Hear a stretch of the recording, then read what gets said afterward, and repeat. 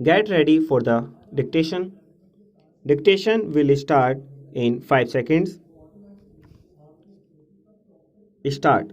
Mr. Vice Chairman, I was speaking about the need for developing a strong UN delegation.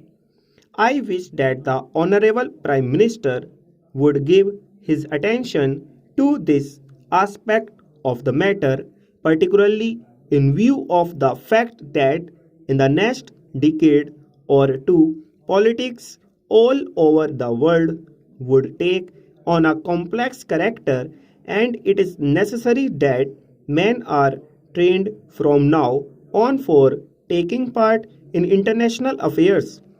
In the UK and the United States, such delegations are filled with men who have wide knowledge of international affairs, and there should be other qualifications for a man to be included in such a delegation. In this connection, I should also like to mention that it is time for government to develop sound conventions regarding the conduct of foreign affairs. In the United States, they have accepted the principle of bipartisan consultation on important affairs of policy.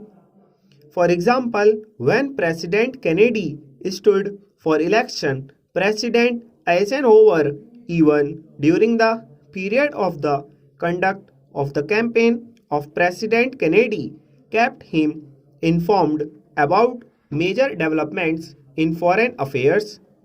We have seen our government sending troops out of this country to the Congo, and at that time I had raised the point that before troops left our country for any assignments of an unusual character like the Congo assignment, members of the opposition should be informally consulted.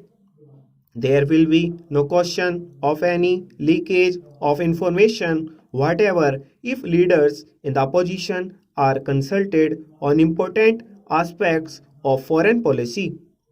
The Consultative Committee of the External Affairs Ministry does go some way to meet the needs of exchanging information about foreign affairs, but the informal consultation of the kind that I mentioned, where the leader of the opposition and leaders of other parties are called and told by the Prime Minister about unusual developments, would strengthen the convention that the foreign policy of the country has the support not only of the Congress party but also of the entire country. I was speaking about our external publicity, and it is a subject on which I think I can speak with some confidence, as I have been an old time newspaperman in this country.